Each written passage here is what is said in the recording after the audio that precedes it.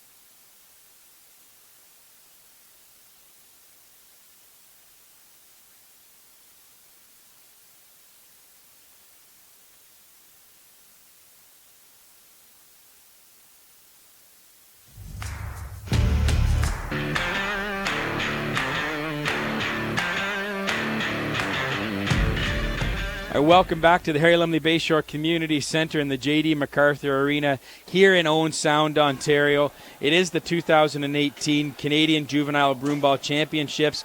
We have both the men's and women's divisions here in Owen Sound this weekend for the 4-day tournament.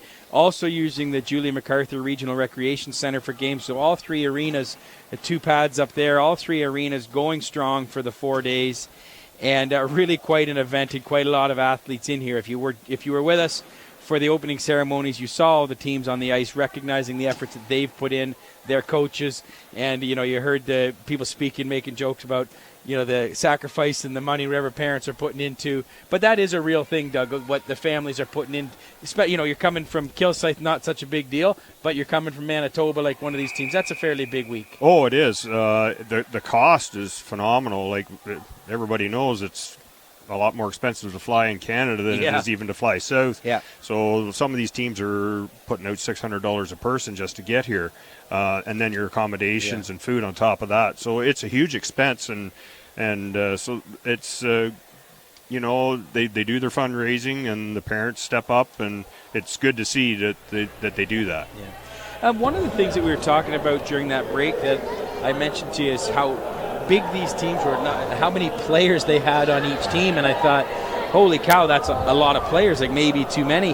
But you've been around the game of broomball quite a number of years, and you said it's quite important to travel with 20 players or so. Well, you got to travel with a full bench when you come to this tournament. It's quite a task on the body. When you start playing 6 round robin games, 3 games a day for some of them, you get a couple people hurt off the bat and you start dropping players, if you come with 3 lines, it's going to be a tough go to get through the tournament.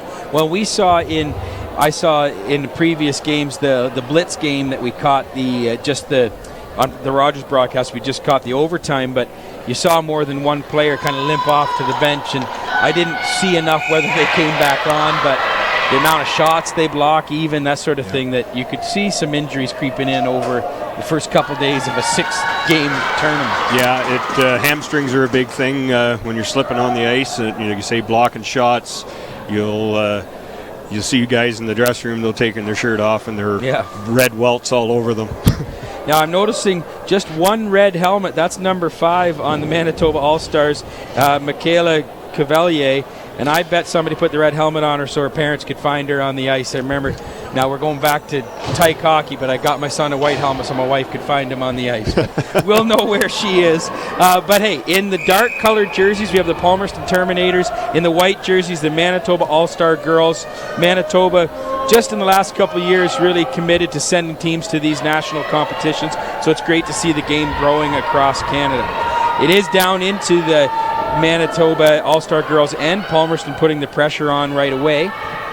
They've got it deep in the corner. A physical battle going on. The girls aren't shy to mix it up in the corner. Tries to play out in the slot, but it doesn't quite connect. Back to the point. The offensive zones, I'll say it again, are the red line, so you have to get it out a long way to get it out of harm's way.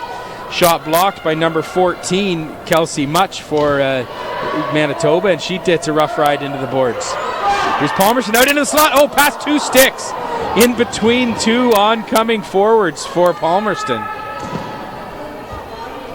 And that ball does not get all the way out. Kept in there by Kelsey Walker. Played in the slot for a one-timer. Blocked by Courtney Fletcher from Manitoba. So they're getting in the way of a lot of balls. There's Fletcher with it again. You can see how many blocked shots happen in Broomball. And they don't have that much equipment on. Really not much on the upper half. So if they get that in the belly, the chest, the back, that's going to provide a welt for them, eh, Doug? Yes, absolutely. All you have is basically elbow pads and shin pads. So there's a great shot on net. Sorry to interrupt. And a rebound save. A great shot right away by Caitlin Boss for Palmerston. And then big rebound save, number 30, Haley Cherison. Busy early. Watch this, an initial save and then 2 rebounds. Yeah, Palmerston, we want to be really pressing here to get a goal early after having a loss in their second game today. And yeah, they pile up these games pretty quickly for these girls in this tournament. Is it? I don't remember. I saw the standings earlier, but Palmerston, they played twice today already? Yeah, they're 1-1. They won the first game this morning and then lost 2-1 in their second game. There's a backhand shot, doesn't get to the net, bounces off a few players, and Cherison does not take any chances, jumps right on it. Face-offs, of course, very important in any sport like this when you get these set pieces for the offense and defense. Yeah, ball possession in Broomball is huge. You waste a lot of energy chasing the ball. And Major wins it, I think. No, it's great pursuit. Major looked like she won it for Manitoba, but great pursuit by Palmerston to get it back. It was retrieved by Brianna Wolf. Now behind the net, Palmerston in Gretzky's office, up off the helmet of the goalie. Cherison keeps it out. Palmerston with great pressure. Backhand shot. Blocked out front. In the slot again. A good pass to the slot, but picked off by Manitoba. Here it is. Callista Kay gets it toward the net. Cherison busy early. She's been equal to the task. Good pursuit by Palmerston to get the ball back in the corner. Brianna Wolf on it now. Comes around and pass to the dot, but shot doesn't make it. And a backhand. Blocked by her own teammate out front looking for the tip. So you're not even safe from block shots when you're on offense. No, you've got to keep your head on a swivel. And I have not taken this ball off the shins, but I don't imagine it's real pleasant. Into the corner for Palmerston. Back behind the net, there's a player going to the slot. It can't get out there. Cherison does a good job of blocking the pass. Good pressure here early in the game for Palmerston. Madison Major cannot get it out. It is out, but not past the all-important red line. Kept in by Deanna Vaughn, one of the assistant captains for Palmerston. Battle along the boards.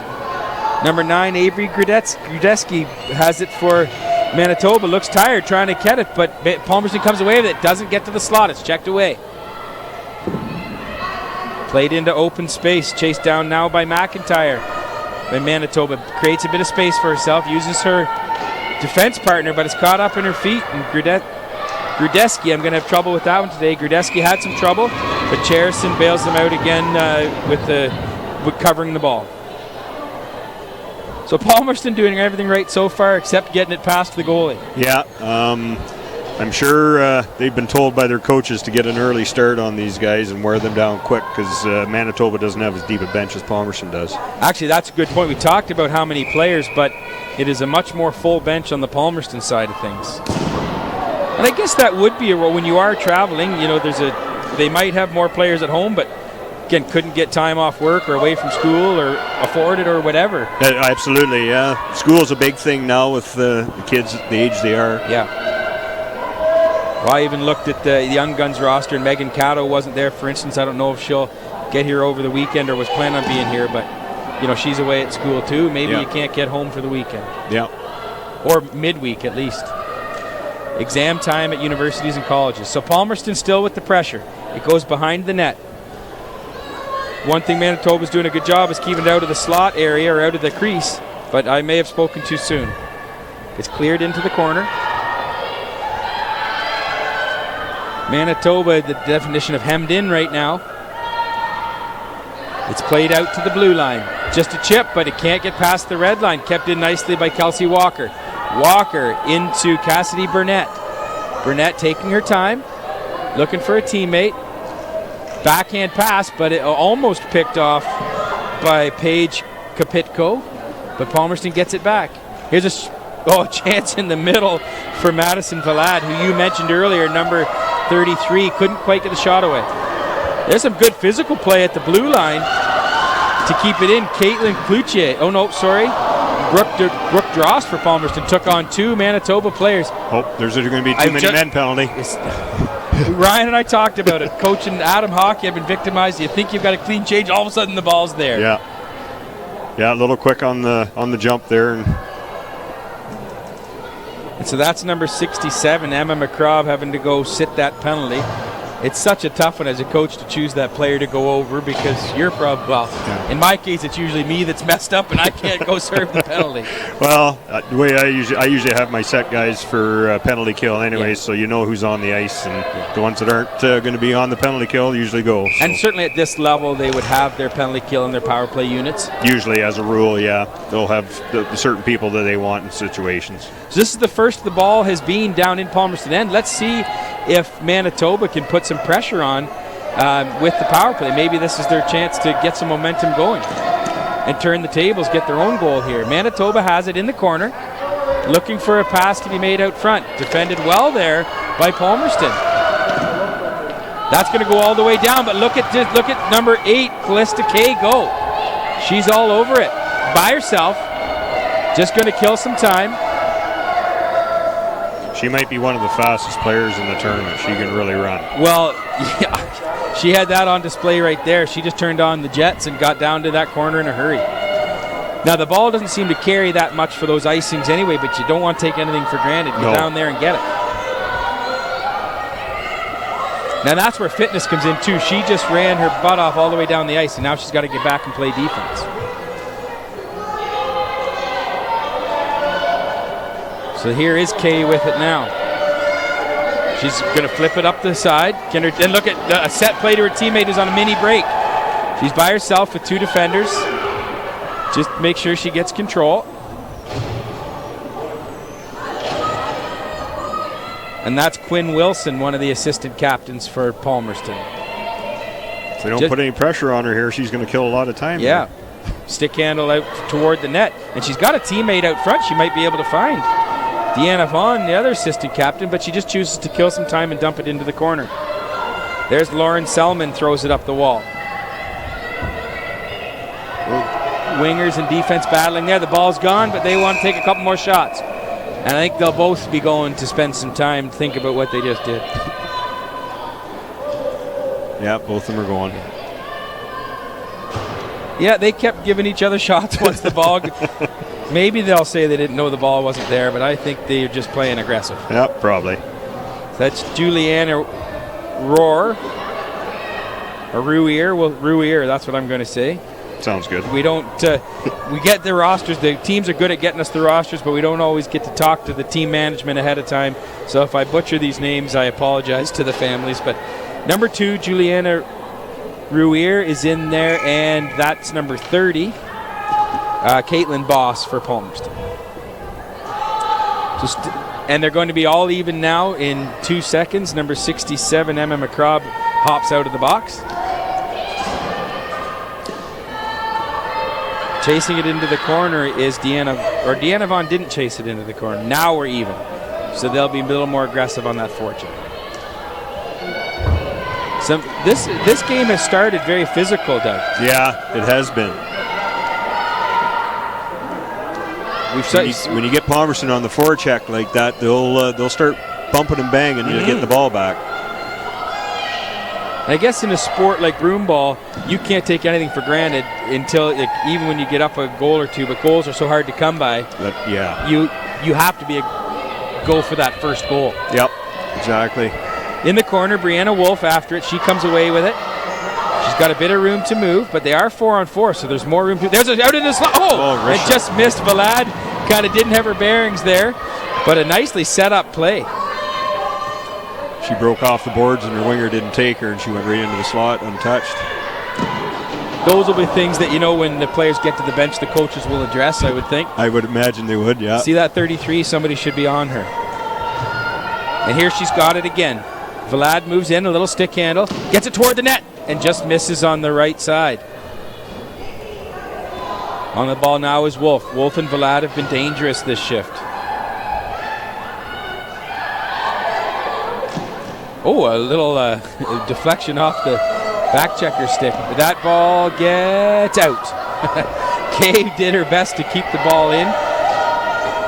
Gets it over to her teammate Olivia Schefter, who plays it up the wing to Wilson. Wilson with it now, taking her time. Plays it deep into the corner, and after it is Cloutier. Cloutier takes a bump.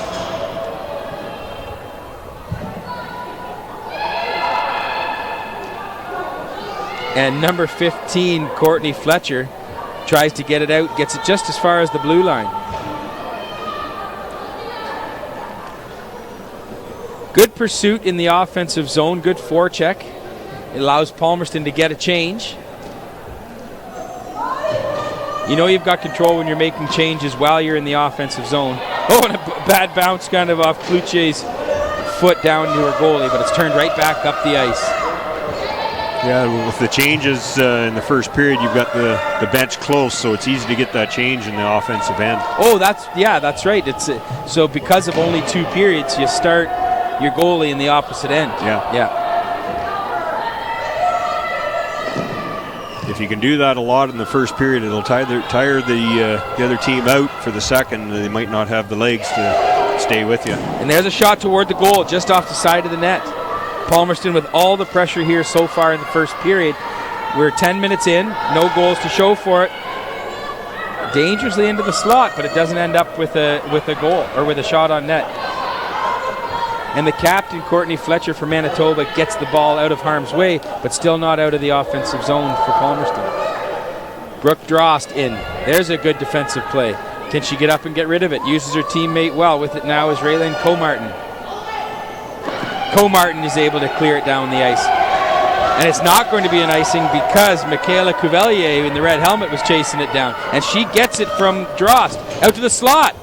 Nobody connects, but now with it is Paige Kopitko for Manitoba.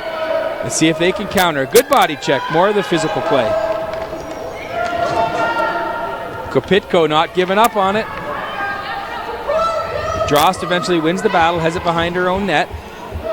Plays it up the boards and has support of her winger there. There's that flip up to center. Got to wait for the ball to get over, and it's a break. A pass out to the slot. Oh, just out of the reach of Brooklyn Butchert. A promising chance for Palmerston. Very smart play at center. Those 2 players stopped up to not be offside, and then both of them took off. Yeah, it's a set play there with the flip, and then bust to the net. There's Vlad with a shot and a great save by Cherison. So Vlad, as you kind of mentioned her in the opening. Yeah. She's just in open space. Yeah, she's a really smart player. She finds the open space. She knows how to roll off of players and find the open ice and get shots away. And she's really got a good shot. Yeah, and that was a great save by Cherison. Oh, and Vlad again across the front. If it wasn't for a couple of big saves from Cherison, this game could be a lot worse. And we haven't mentioned Jordan Scholten, the goalie for Palmerston. We should get her name out there while we get a chance. Hasn't had to do much yet, but things can change in a hurry. Palmerston brings it back in deep in the offensive zone, and that's Carissa Kennedy. Kennedy out to the slot. There's a kind of not quite a one-timer, but a quick shot. Another good save by the goalie for Manitoba. It doesn't matter to me, I don't think. No matter how many goals she lets in, she's got to be the player of the game. Right now, yeah. Can Manitoba relieve the pressure? No, Palmerston keeps it in for now. And here's number 30, Caitlin Voss, flips it toward the net and will get a whistle. Some relief here now for Manitoba, and they're stuck down in this end. They're not able to make that defensive change. Here's that shot there from Maddie Vlad, I think it was. Yes, it was. That was a good stop on the Manitoba goalie's part. So yeah, we talked about on offense in this first period, you can make a change pretty easily, but the defense can't. No. So they would have been tired, that group out there from Manitoba. And here comes Cavalier back out to complete the change. You get a team that's really good at making those changes. They could get 3 changes in one shift. Yeah. Callista Kay with it. She's going to take a shot on net. Bounces off the defender's stick. Selman made a good block. But Palmerston right on it. Palmerston's ball pursuit and forecheck has been really good. They give it up and they get it right back. But here's Selman. She makes a little chip. Cavalier's away. They've got a 2-on-1. 2-on-1 has developed. Oh, a little maybe too aggressive on that pass. Doesn't get across, but a great defensive play by Kay.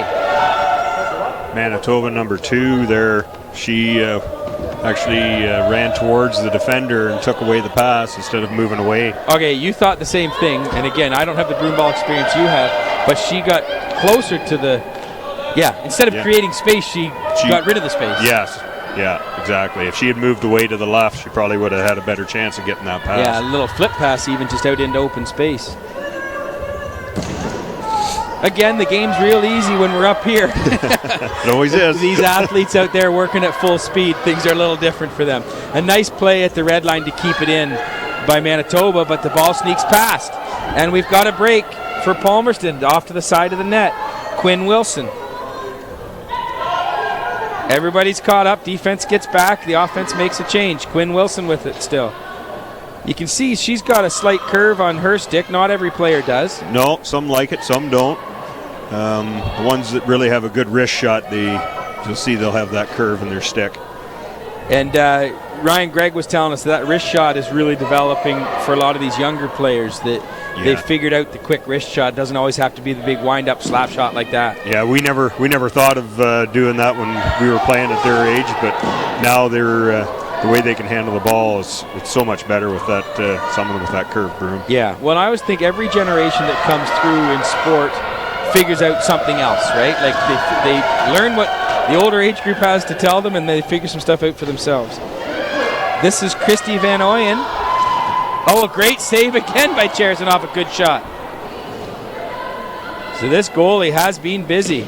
Pass out to the slot, just a little bit behind Cloutier to get the shot off. But they're going to take their time and set up again. Out into the slot. Onto the backhand, so the shot, they couldn't get the shot away fast. Van Ooyen on it again. Just flips it into the zone. As her teammates make a change, they'll want to be careful here. So there was a wise play by the oncoming player. Stay right on the bench until Christy Van Ooyen got off. Some nifty stick handling, gets the ball into the zone.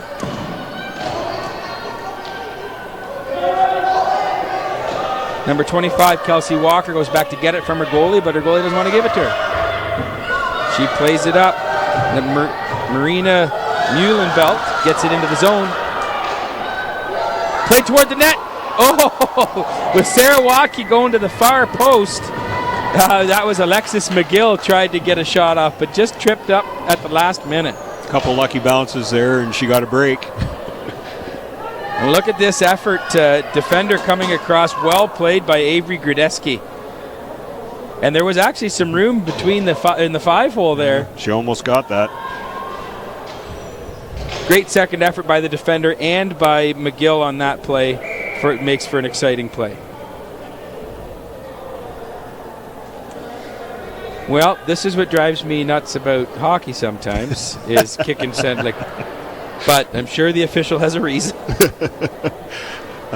They think they do. Just drop the ball. It's when I have my daughter at attack games and I yell at the linesman, "We're not here to watch you." She tells her dad to be quiet in the nicest possible way. And here we go for Manitoba. Can they chip it? Nice body check by Palmerston to take the player out as they had a bit of a head of steam.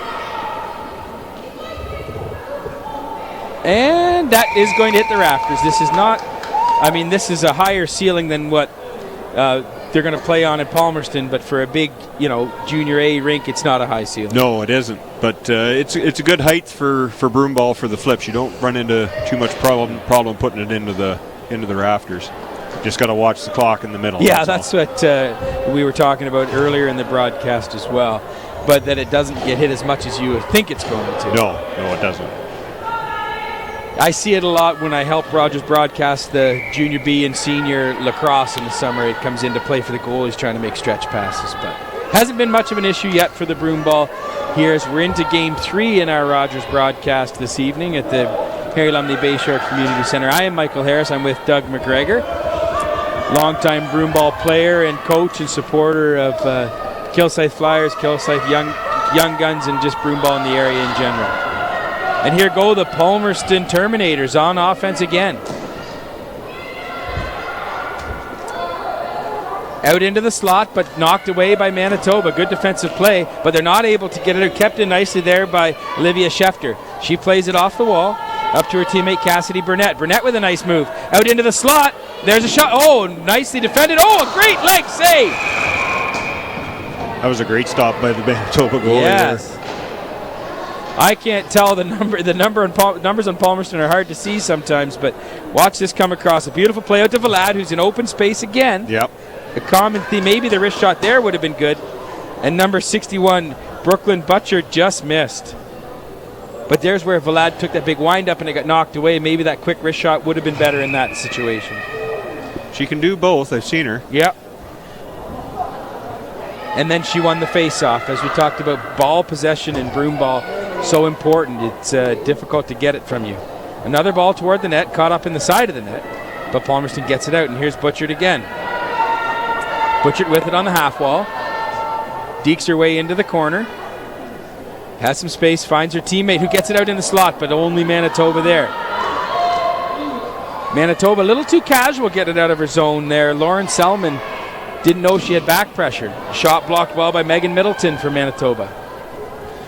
Over here is Juliana Ruier. Can't get it out. Here goes Fletcher with it, gets it out of the zone, and it's played up into open space. And off after it is Ruier. She's got the ball pushed down from behind by Butchert. Oh, well played there by the captain, Fletcher, to keep that ball had a ball. Vlad might not have had time, but you talked about her speed. Yeah. If that had got by, it would have been interesting. Well, she might have had enough time to get in there and get a good shot away. So what we see there, the coach for the Manitoba All-Star Girls, and she's smiling and thinking in her head, what are we going to do? And what do you think she's telling her players here as they come and assemble around her? Well, she's probably saying that they've done a good job to keep Palmerston to a tie game here right now. They've actually done not too bad. They've had a few chances right in the slot, but majority of the time they've kept them to the outside. So if they continue to do that, you never know. They might get a chance and catch Palmerston sleeping and get a goal on them here. It's hard to say. Well, and that's it, to be outplayed like that, but in the 0-0 after one, you just need one break to turn this game on its ear. Well, exactly, and I've seen that lots before where you have a team dominate another team, and They start pushing a little more than what they usually do, and they leave something open, and next thing you know, you got an odd man rush, and it's in your net. And we saw Palmerston did give them a power play too, and that can be a game changer in this sport. Power plays are very important in broomball. I've always said you live and die on your power play and penalty kill in broomball, and if you can score on your power play, you're probably going to have a good chance of winning your game. So then, conversely, what is the Palmerston coach going to say to her team? They dominate the period, but come out 0-0. So what's the message she's going to give to her team? I'll be just basically keep going, doing what you're doing, good on the forecheck. They're getting tired. You're going to get one. You're eventually going to get one. Just keep working hard. So Haley Cherison, it was the star of that first period, the goalie for Manitoba. Her team would like to give her a bit of a rest to start the period and spend some time down in the zone of goalie Jordan Scholten for Palmerston. And they do get it down there. After the ball is Ruier. Ruier has it. She's going to play it out front. Defended there by Carissa Kennedy. Kennedy has it. Stick handles out into the middle of the ice. She's got some space. Oh, and a nice flip pass. Controlled with the hand beautifully there by Wilson. Wilson's on a break. She's got a teammate going to the front. Can't get the ball to sit still on her stick with a teammate, and I think that was Emma McCrobb running to the far post. I can hear her mother right now. She'll be just screaming, why couldn't you get the shot away? Yep. But now this ball, you played lots of broomball in your life. The ball out there, what we can't appreciate from the stands or watching at home on TV, it gets a lot of spin on it, and which can make it hard to control. Oh, it is. When it gets spinning, it'll spin off your broom, and you just cannot get control of it sometimes. That's where you see some players will actually put their hand on the ball to stop it spinning. Yeah, we saw that a bit in a couple of the previous games. But when you're at full flight, you can tell the player that, oh boy! The player's getting frustrated. And number 14 trying to get on the game sheet, Kelsey Much, making a defensive play, and her goalie, Haley Cherison, bails her out. Wow. Get the ball toward the net, I get, Doug, and see what happens. I've scored lots of goals in my own net before. Well, and your daughter, a hockey and broomball goalie, I'm sure she's been victim of some weird bounces in her life as well. Absolutely. So here are the Palmerston Terminators putting the pressure on again. They've had some good chances here so far in the second half. 2 18-minute halves, so we're just a minute into the second half. 0-0, Manitoba hanging around. Callista Kay with it, gets it toward the net, but blocked nicely in the slot. Now it's Avery Gradeski. She does a good job to chip it out, make sure she gets it all the way across the offside line. Palmerston showing their patience and poise. That ball is going to go out of play. So no panic in Palmerston's game. They get the ball, and if they have to, turn it back to a defense teammate or whatever, and just create some space for yourself. Yep. And you've got to, when they gain the line, you got control, and you got somebody coming on you. Give it back to your defenseman. They can see everything, and then take it right back to them. Well, because it's so difficult to change directions as a defensive player in this sport, if you got somebody charging at you and you just chip it the other direction, it's very difficult for them to turn and keep playing defense. Oh, absolutely. Yeah, if you got somebody running at you, you can make them look pretty foolish and slide by. And there was a good example of it right there as Michaela Cavalier went charging at the Palmerston defender, and all she had to do was chip it past her. And here it is down in the offensive corner. We saw McGill for Palmerston have a good chance earlier, number 15. But there's Cavalier coming away with it. Oh, good defensive stick play. McGill with it. Oh, no, not McGill. That's number 40, Marina Muhlenbelt. That's a good job on that one. I've struggled with that name before. I played with her dad. Okay, so am I getting it close to correct? Muhlenbelt. Yep. Donkey and suspenders, that's what I was told. A mule in belt. I like it. Well, since you played with her dad, we can have some liberties there. But again, a great example of sport being passed from parent to kid, and we love to see that. And just a missed shot there by Palmerston, moved it into the crease. Manitoba's going to get it to the line, but not out. Oh, some slick stick handling by Butchert. That's blasted down. Now Palmerston's going to make this longer change here in the second half. It will not go for icing. Oh, a takeaway by Madison Major in the corner, but she gets knocked down in the process and can't take advantage. And there's the winger on the boards. Good disciplined play by Butchert. She's there to pick that up. There's a flip play, going to maybe create a 2-on-1. Oh, it is. Oh. Good defensive play there by 13. Yeah, she didn't give up. And that player is Megan Middleton. It looked like she had kind of got knocked off the ball, but the second effort kept it in front of her. Butchert on it now. Battling there along with the Manitoba All-Star girls players. Here's Deanna Vaughn. She chips it ahead, and after it is Cassidy Burnett. Burnett has it. She's got players going to the net, and they both fall down, the defender and the offender. Burnett on it again. Deanna Vaughn plays it to the crease, and it's covered up wisely by Charison.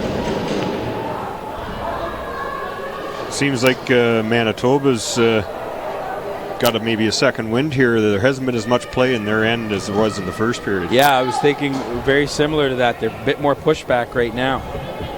And sometimes it does take a team a little bit to get focused and get into the game. Yeah.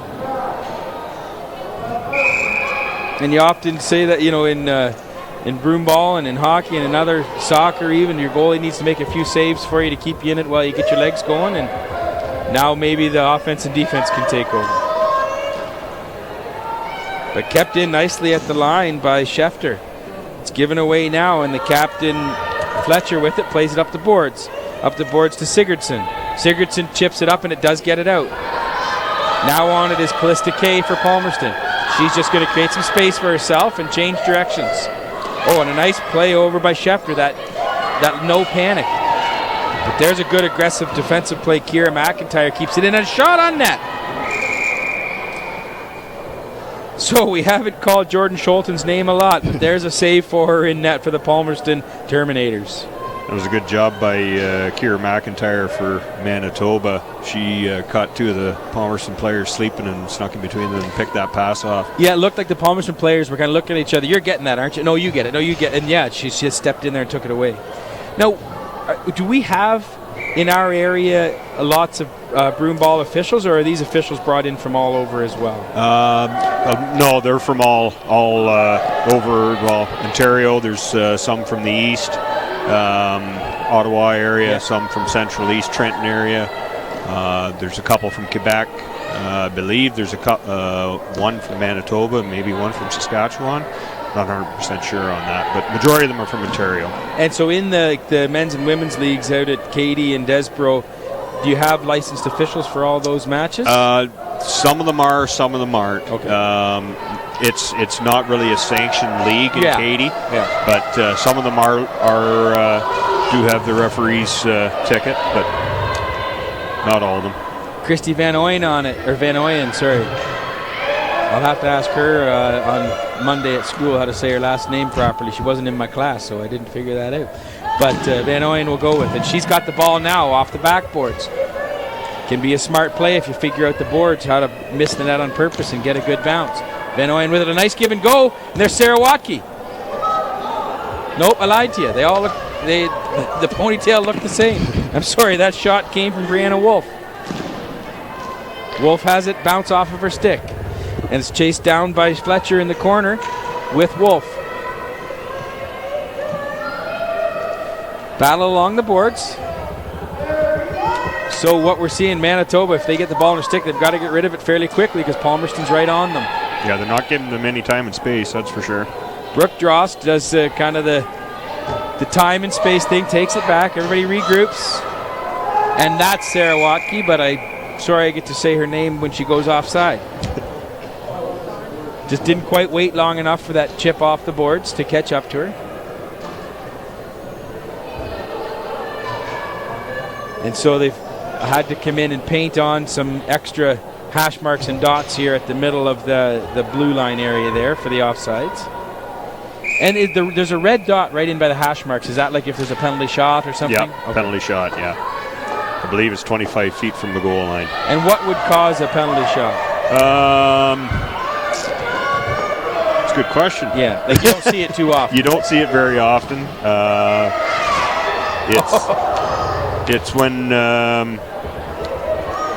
say, somebody. I was going to say defenseman freezes in the crease, but that's a straight penalty. Hauling somebody down from behind on a breakaway. So, okay, yeah. Penalty shot, yeah. But I figured that's what that dot was for, a set bit for a penalty shot. Sarah Watke chasing down Avery Grudeski. Grudeski going around behind her net, trying to get some, but holds up, and Watke goes right through her. Gets some help from McGill. Now McGill with it, moving toward the front of the net, and coming in from the wing was number 40, Marina Muhlenbelt, and just couldn't connect on it. Now with it is Kennedy. Kennedy puts it toward the net. Oh, just off the far post. It's looking now like this Manitoba defensive crew might be a little bit tired. They've been hemmed in. Not a lot of movement. Oh, there's a good play by Muhlenbelt. No, Krista Kennedy. Muhlenbelt's 40. 41 is Kennedy. Cherison wisely covers it, and her teammates can get a change. She's been the story of the game. Sure has. And that you wonder, too, at what point we're 8 minutes into this second half, 10 minutes left in the game, 2 18-minute halves, and we have Vlad on the ice, who's been very dangerous, as you thought she would be. Seems to be able to find the open space, but can't solve Cherison. Then as a Palmerston team, you start to grip your sticks a little tight and figure, what else do I have to do? Yeah. A little slip up there, and away goes Manitoba. Olivia Schefter, just the slightest of bobbles, and Manitoba was all over her. Doesn't turn into anything yet, but they've got it in the offensive zone, and Madison Major moves on it. Gets her pass picked off, but doesn't quit on it. There's a shot toward the net. Got a penalty coming up here for Palmerston. Maddie Vlad, she's getting a tripping penalty. And that's, this is what we talked about. Doesn't take much for the tides to turn, and could this be it for Manitoba? Comes back. She did stick her leg out there, you can see in the replay. To the naked eye, it kind of looked like a good, solid sort of defensive play, but maybe the ref didn't like she got her leg out there in front of the opponent. Stuck her leg out and tripped her up. So, Manitoba did not have much luck on their last power play, but this is where the game gets interesting. 10 minutes left, 9:50 left. A face-off win by Palmerston. Now they're just going to try and kill some time. Big battle down behind the net. You see Cavalier there, comes away with it. Back to the point, and Comartin. Comartin into the corner for Cavalier. Oh, and it's picked off. And we've seen Callista Kay's speed before. Can she get by? Now ultimately she just wants to get it deep, but the defender now has no stick. She's Callista Kay walking right out. Oh, okay, right through the crease. Almost through the legs of Grudeski and into the net. She can make things happen with that speed. But again, I think it'd be interesting of all of us, all those people watching at home and in the stands, if you haven't been on the ice in the Broomball shoes, to figure out how difficult it is to change directions. There's another good second effort defensive play to take away an offensive chance for Palmerston. And I will remind you that Manitoba's on a power play here. So they've got to get it in and get it to organized. But that's not the way to do it, to just blast the ball into open space. Here goes Callista Kay after it again, putting the pressure on people. Yeah, she just forced them to take a whistle in their own end with that speed. Yeah. And a face-off win here can turn into a dangerous play.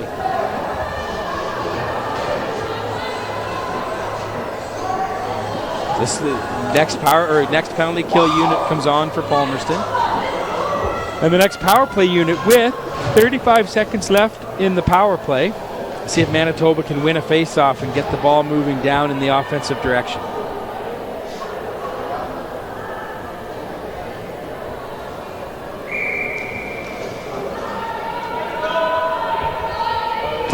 Palmerston content to get it deep, and Brooke Dross does just that. 27 seconds left to kill in the penalty to their teammate, Vlad. who they'll want to get back on the ice to look dangerous as she did. But here's a play from Vaughn, picks it off. She's on her own, 1 against 5. But she's going to use her strength to bully her way almost to the front. Nice defensive play by Fletcher. But there's Van Ooyen in the corner, not going to let Selman get it uncontested.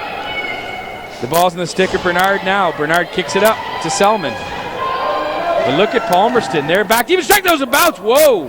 That turned into a good chance off what looked like a harmless play. Yeah, it looked like it went off their defenseman's leg maybe and deflected.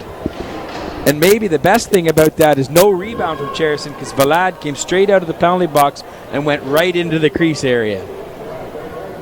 That's 2 penalty kills Palmerston had, and really never hardly gave up a shot on that. No, not a lot of power play control for Manitoba, but it is still 0-0 with 7:42 left. One shot can change this game either way, so Manitoba has to feel good about that. In the corner now is Schefter. Schefter with lots of space. You can hear I love to hear athletes communicating with each other, and you could hear being called for low. Wilson wanted the ball low, and now she's got it. You don't see that as much as you used to with the kids nowadays, so it's good to hear that. Yeah, love hearing athletes communicating with each other. And you know your teammates' voices too, so you can pick that stuff up pretty fast. And this is Wilson with it. She's showing her strength. She comes to the front. It kind of falls on her and whiffs on her shot. We're going to get an interference penalty here out front. It's a pretty weak call, I would say, at this stage in the game. I didn't really see a lot there, to be honest with you. So that we'll see if we get a replay from the truck, but it looked like Caitlin Boss, maybe out front, number 30, that there was an interference call on Megan Middleton. So we'll see if that's what it was. So there's Boss going to the net. See if we can find 13. So the only thing I can see is that the stick was up in the armpit of Middleton, but it didn't stay there long. No, I didn't really see much there. I don't know what the referee was looking at there, but there wasn't a lot. So anyway, tough luck for Megan Middleton.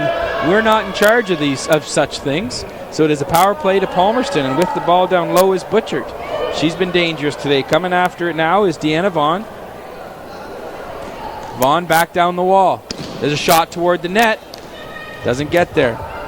Brianna Wolf on it, now back behind the net to Butchert. Butchert back up to the half wall. There's a good little chip. Has it a shot?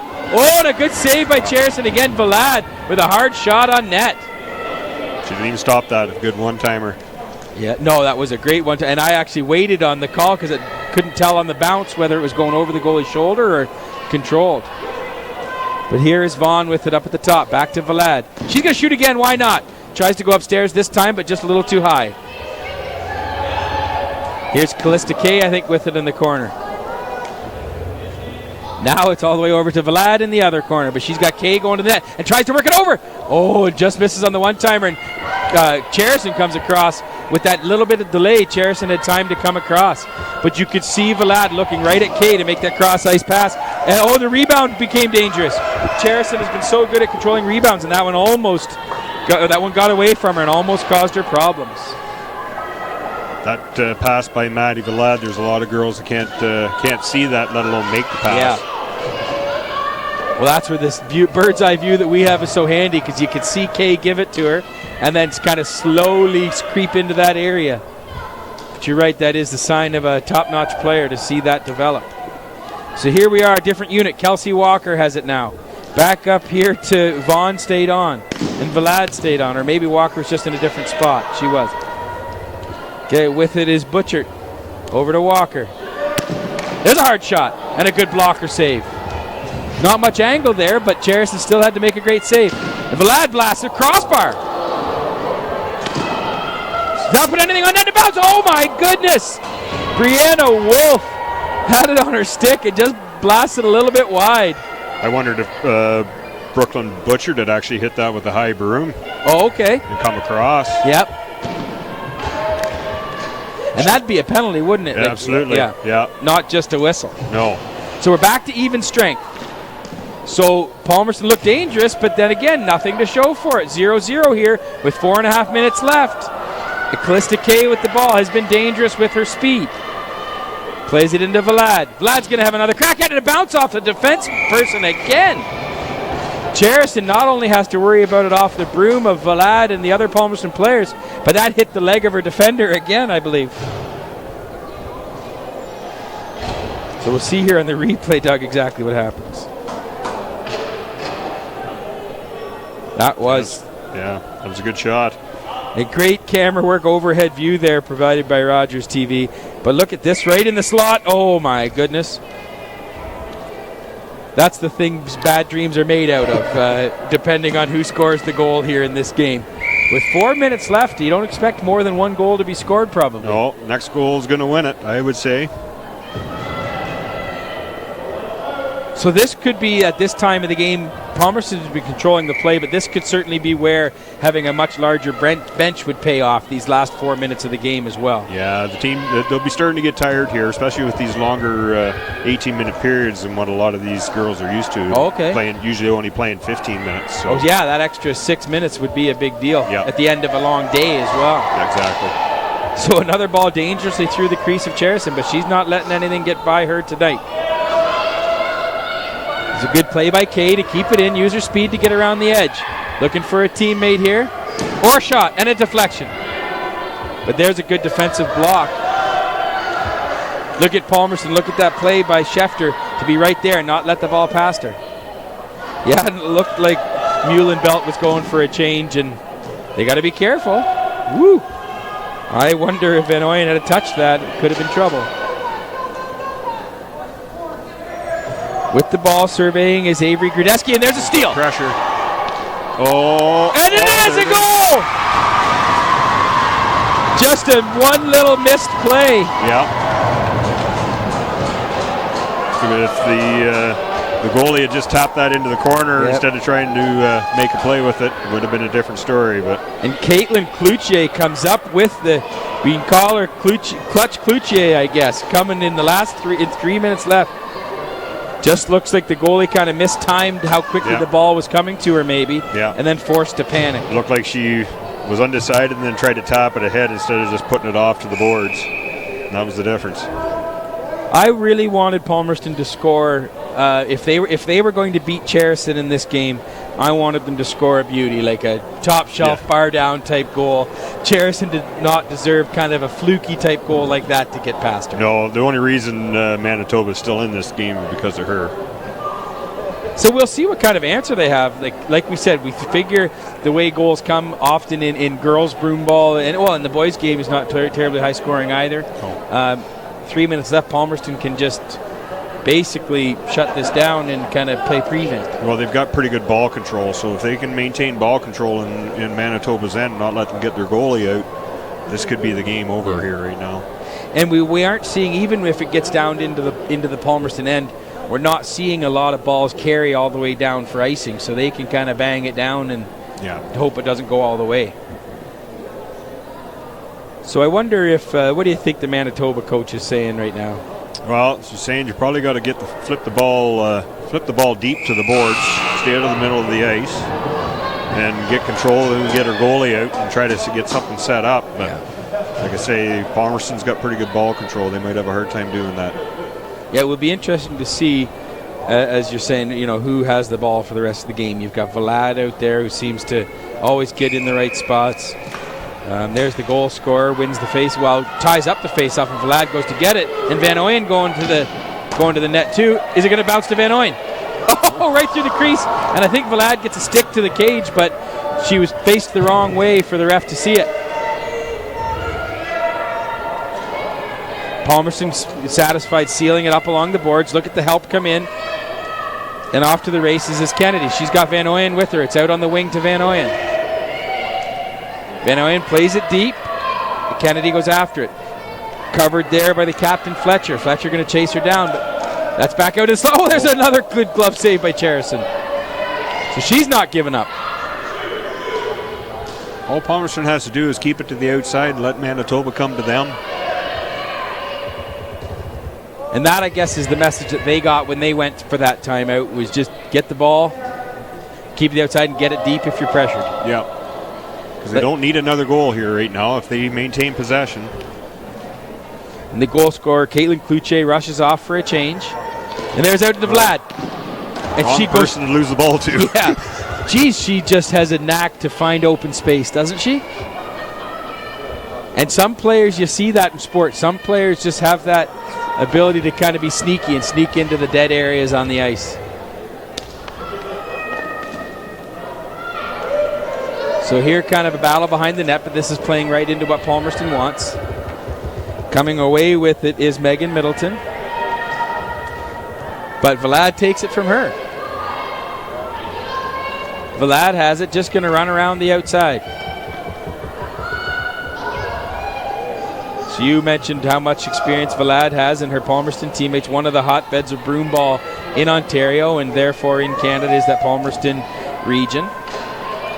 Yeah, she's one of the better players on her elite team, women's elite team too. So. And so would this be her last year of juveniles? I believe she's still got at least another, if not 2 years yet of juvenile. So she's excelling beyond her years as well. Yeah.